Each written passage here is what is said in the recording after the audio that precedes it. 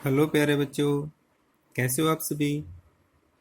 प्यारे बच्चों, पिछले वीडियो में हमने जनसंचार के माध्यम हैं उनमें प्रिंट माध्यमों की विशेषता के बारे में पढ़ा था। उम्मीद है आपने वो वीडियो ज़रूर देखा होगा। अगर आपने नहीं देखा तो आप उसको ज़रूर देखिए, वो भी एक बहुत ज़रूरी प्रश्न है।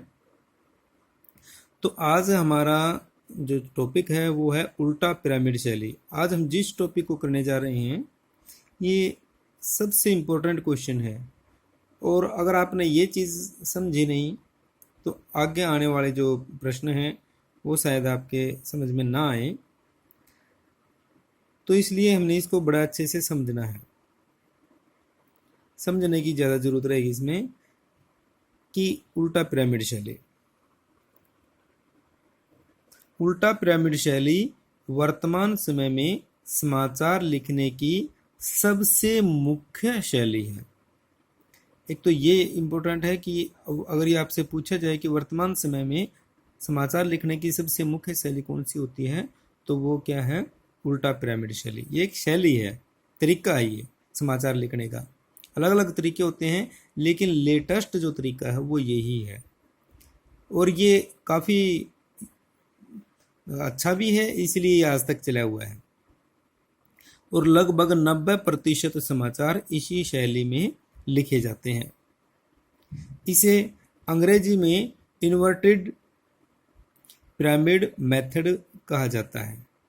कई बार पूछ लेते हैं, इसलिए मैंने ये यहाँ पर मेंशन कर दिया है कि इंग्लिश में इसको इन्वर्टेड पिरामिड मेथड कहा जाता है, यानी कि उल्टा पिरामिड शैली। इस शैली के प्रयोग की शुरुआत दूसरे विश्व युद्ध के दौरान 1939 से 1945 में हुई थी, जिसका मुख्य उद्देश्य कम समय में अधिक और मुख्य सूचना एक स्थान से दूसरे स्थान तक भेजना था। क्या उद्देश्य था इसका? इसका उद्देश्य था कि टाइम कम लगे और सूचनाएं ज़्यादा से ज़्यादा सूचनाएं दूसरे स्थान तक पहुंच जाए, जो जरूरी सूचनाएं हैं। तो 3-4 बातें हमने इसमें देखी। इंग्लिश में इसको इन्वर्टेड पिरामिड मेथड कहते हैं। लगभग 90% जो समाचार है वो इसी शैली में लिखे जाते हैं। इसकी जो शुरुआत हुई थी दूसरे विश्व युद्ध के दौरान हुई थी, क्योंकि उस टाइम क्या था, सूचनाएं कम समय में ज़्यादा से ज़्यादा, आप सिस्टम ही ऐसा था, पूरी दुनिया में वर्ल्ड वार चला हुआ था, तो सूचनाएं जल्दी जल्दी भेजनी थी। तो एक ऐसी तरीका अपनाया गया कि भाई कम टाइम में सूचना भेजी जाए। पहले जो सूचना भेजी जाती थी वो कहानी के तौर पे होती थी, जिसमें जो असली बात है वो बाद में आती है। जैसे कोई स्टोरी होती है, कहानी होती है, उसमें पूरा निचोड़ है वो बाद में पता चलता है कि इसमें कहा क्या गया है। लेकिन इसका मतलब क्या है कि हमें पहले पूरी स्टोरी को पढ़ना पड़ेगा, फिर हमें थोड़ी सी समाचार पता चलेगा कि भाई ये बात है। लेकिन टाइम इतना होता नहीं था, इसलिए समाचार की जो मुख्य बात है वो सबसे पहले लिखी जाए, वो शैली है, और उसी का नाम है उल्टा पिरामिड शैली। तो पहले अब ये देखिए कि थोड़ा सा नाम आपको अजीब लगता हुआ है जरूर, ये उल्टा पिरामिड शैली है, समाचारों में ये क्या चीज़ है, कैसे इसका कॉम्बिनेशन है। तो मैं आपको हर एक चीज़ बताऊंगा बिल्कुल अच्छे से, आपने समझना है। कि पहले ये देखिए कि पिरामिड क्या होता है, तभी तो हम इसको जान पाएंगे कि इन दोनों में आपस में क्या संबंध है। पिरामिड एक प्रकार की आकृति होती है, जैसे बेलनाकार आकृति होती है, गोल आकृति होती है, ट्रायंगल होती है, वैसे ही पिरामिड भी होती है, जो नीचे से चौड़ी और ऊपर से नुकीली होती है। जैसे ये हमारे ये ट्रायंगल जो पिरामिड है इसे ऐसे बोलते हैं। अब ये आपको ट्रायंगल भी लगता होगा क्योंकि इसमें तीनों कोण दिखाई दे रहे हैं, बिल्कुल ये ट्रायंगल भी है। लेकिन अब इसको अगर आप इसको देखेंगे तो इसमें कितने कोण हैं? 1 2 3 और एक ये 4 कोण हैं। तो ये भी, और ये चीज़ें, ये 2D में है, ये 3D में है। 3D में मतलब उसको साइड का पोर्शन भी इसका दिखाया हुआ है। तो ट्रायंगल ऐसा होता है, ऐसा भी होता है, जो पिरामिड है वो ऐसा भी होता है और ऐसा भी होता है। आपने देखा होगा कि मिस्र के पिरामिड बहुत प्रसिद्ध चीज़ें हैं, जो प्राचीन काल में बनवाई गई जो रचनाएं हैं वो मिस्र के पिरामिड, तो वैसे ही ऐसे ही होते हैं। वो नीचे से चौड़े होते हैं, ऊपर से फिर वो बिल्कुल चौंतनुमा हो जाते हैं। वैसे ही इसका सामने से ये चीज़ें, अगर इसको 3D में बनाना हो तो फिर ये इसका ऐसा बन जाएगा, ये देखो बन गया ना वैसे ही। तो ये बिल्कुल फ्रंट से जब हम किसी चीज़ को देखते हैं तो हमें उसकी दो ही विमाएँ दिखाई देती हैं, दो ही दिशाएं दिखाई देती हैं, ये उसको 2D बोलते हैं। तो ये आपको समझ में आ गया होगा पिरामिड क्या चीज़ है। अगर हम इस आकृति को उल्टा कर दें तो यह इस प्रकार से बनेगी, अर्थात ऊपर से चौड़ी और नीचे से नुकीली। भाई पहले तो ये ऐसी थी, ऊपर से नुकीली थी और नीचे से चौड़ी थी। अब हमने क्या किया है, इसको उल्टा कर दिया। पहले तो क्या थी, ऐसी थी ना, ये ऐसी थी। अब हमने क्या कर दिया, ऊपर से चौड़ी कर दिया, अब नीचे से उल्ट दिया इसको, तो ये इसको बोलते हैं उल्टा पिरामिड। लेकिन उल्टा पिरामिड ही है अभी ये, शैली तो बाद में बताऊंगा कि ये समाचार लिखने की शैली और उल्टा पिरामिड में कॉम्बिनेशन क्या है। तो इतना आपने समझ में आया। पिरामिड शैली वो होती है जिसमें मुख्य समाचार शुरुआत में ही होते हैं, और उल्टा जो पिरामिड है वो होता ऐसे है। अब इन दोनों का कॉम्बिनेशन देखिए, उल्टा पिरामिड शैली और उल्टा पिरामिड आकृति में क्या संबंध होता है।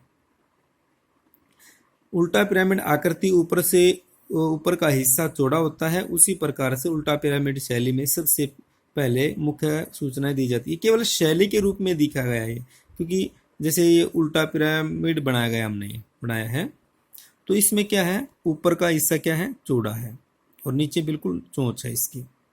तो उसी प्रकार से जिस शैली उल्टा पिरामिड शैली में या जिस शैली में सबसे मुख्य खबर पहले दी जाए, उसके बाद में कम मुख्य बाद में, और सबसे बाद में सबसे कम मुख्य, उसको उल्टा पिरामिड शैली बोलते हैं। अब क्यों बोला जाता है, क्योंकि देखो ये बड़ा हिस्सा है, ये एरिया बड़ा है, तो इसका मतलब क्या है, ये बड़ी खबर है, शुरुआत में आ गई, तो इसलिए इसको उल्टा पिरामिड शैली कहा जाता है। उल्टा पिरामिड आकृति में ऊपर का हिस्सा चौड़ा होता है, और उसी प्रकार से उल्टा पिरामिड शैली में सबसे पहले मुख्य सूचनाएं होती हैं। उल्टा पिरामिड आकृति में बीच का हिस्सा थोड़ा छोटा होता है, जैसे ये हिस्सा है, ये थोड़ा छोटा है। उसी प्रकार से उल्टा पिरामिड शैली में कम सूचनाएं दूसरे नंबर पर होती हैं, और उल्टा पिरामिड आकृति में नीचे का हिस्सा समाप्ति का होता है, ये बिल्कुल ये समाप्त हो जाता है यहाँ पे आके। उसी प्रकार से उल्टा पिरामिड शैली में सबसे अंत में समाचार को समाप्त किया जाता है। मैं समझता हूँ कि अभी आपको ये चीज़ें क्लियर हुई नहीं है, लेकिन आपने बिल्कुल चिंता नहीं करनी, क्योंकि ये लेसन समाप्त होते होते आपकी अच्छी से समझ में आ जाएगा। और जैसे ये उल्टा पिरामिड है हमारा, ये पिरामिड था, ये उल्टा कर दिया हमने, इसके 3 हिस्से होते हैं, 1, 2 और 3। उल्टा पिरामिड शैली के 3 हिस्से होते हैं। कौन कौन से, इंट्रो या मुखड़ा भी बोलते हैं, बॉडी या विस्तार बोलते हैं, और उसका समापन। इंट्रो या मुखड़ा, ये इसकी विशेषता, इसमें समाचार की सबसे जरूरी सूचनाएं होती हैं। भाई शुरुआत में किसी को कोई समाचार जानना होता है, तो वो क्या जानना होता है कि घटना क्या हुई, कब हुई और कहाँ हुई। मुख्य घटनाएं, मुख्य बातें यही होती हैं। तो ये हमें शुरुआत में ही मिल जाती है। जब ये भी आप समाचार पत्र में पढ़ोगे तो आपको बता दिया जाएगा कि इस जगह पर इस दिन ये घटना घटी है। अगर आपको इंटरेस्ट है उसमें तो आप उसको और आगे पढ़िए, नहीं है तो आपके काम की नहीं है तो आप उसको छोड़ देंगे। मतलब क्या है, 1-2 सेकंड में ही आपको वो सूचना मिल जाती है। विस्तार क्या होता है, विस्तार में ये दूसरा हिस्सा इसका विस्तार है। इसमें घटना का विस्तार बताया जाता है कि भाई ये जो घटना हुई है ये क्यों हुई है, कैसे हुई है और उसका क्या प्रभाव पड़ेगा। तो ये कौन पढ़ेगा इसको, विस्तार को, ये बड़ी होती है इसका हिस्सा काफी, क्योंकि विस्तार होता है इसमें कि उसके पूरे डिटेल बताई जाती है कि ऐसे ऐसे ये घटना घटी। लेकिन अगर कोई इंटरेस्टेड नहीं है इसको पढ़ने का तो वो इससे ही काम चला लेगा। तो आप समझ रहे हो कि उल्टा पिरामिड शैली में जो मुख्य सूचना है वो शुरुआत में ही मिल जाती है, टाइम बचता है। समापन, इसमें कुछ जरूरी बातें बताकर समाचार को समाप्त कर दिया जाता है। तो ये जो शेप है ये भी आपने ध्यान में रखनी है, और इसके 3 हिस्से होते हैं, ये मैंने आपको बता दिए। एक बार फिर बता देता हूँ। इंट्रो में क्या होता है, इसमें समाचार की सबसे जरूरी सूचनाएं होती हैं कि घटना कब हुई है, कहाँ हुई है और क्या हुई है। उसके बाद विस्तार में उन घटनाओं का विस्तार बताया जाता है कि वह कैसे हुई और क्यों हुई, क्या कारण रहा उसका और उसके क्या प्रभाव पड़ेंगे। उसके बाद फिर उसको समाप्त कर दिया जाता है। देखो आप ये देखो, यहाँ पे ये बड़ा है तो इसका मतलब ये मुख्य समाचार है, यहाँ पे इसका विस्तार है और यहाँ पे उसका समापन कर दिया। एक तरीके से पिरामिड की शैली में ही हमारे समाचारों को लिखा जा रहा है। अच्छा, इसका लाभ क्या है? उल्टा पिरामिड शैली का लाभ क्या होता है? क्यों इसी शैली को इतना तवज्जो दी गई है, इसी यह शैली इतनी पॉपुलर हुई है? ये मैंने थोड़ा सा आपको पहले भी बताया था कि उल्टा पिरामिड शैली में मुख्य सूचनाएं प्रथम 2-3 पंक्तियों में ही मिल जाती हैं। आपको समाचार पत्र जब आप पढ़ते हो तो 1-2 पंक्ति में ही आपको खबर के बारे में पता चल जाता है कि भाई ये घटना घटी है, यहाँ पे घटी है, और इस प्रकार से जो है कब क्या घटना घटी है, कब घटी है और कहाँ घटी है, बस इतना ही। अगर आपके आसपास की है या आपके काम की है तो आप उसको और आगे पढ़ोगे, नहीं तो आप उसको नहीं पढ़ोगे। तो सारी घटनाएं, सारे समाचार सभी के लिए जरूरी नहीं होते। तो सभी व्यक्ति अपने अपने काम के समाचार देखते हैं, अपने काम के समाचार जो है समाचार पत्र में ढूंढते हैं। तो उसको कैसे पता चले कि ये हमारे काम का है? ये इंट्रो से ही पता चल जाएगा। अब मान लीजिए आपने एक कहानी के तौर पे हो, समाचार पत्र में कहानी के तौर पे समाचार लिखे, सारी कहानी पढ़े और बाद में पता चले ये तो हमारे काम का समाचार था ही नहीं, ये न्यूज़ तो या सूचना ये हमारे काम की थी नहीं, तो उसमें उसका टाइम वेस्ट होगा। यहाँ पे टाइम का बड़ा फायदा मिलता है। तो क्या है, उल्टा पिरामिड शैली में मुख्य सूचनाएं प्रथम 2-3 पंक्तियों में मिल जाती हैं, जिससे पूरे समाचार को पढ़ना आवश्यक नहीं होता।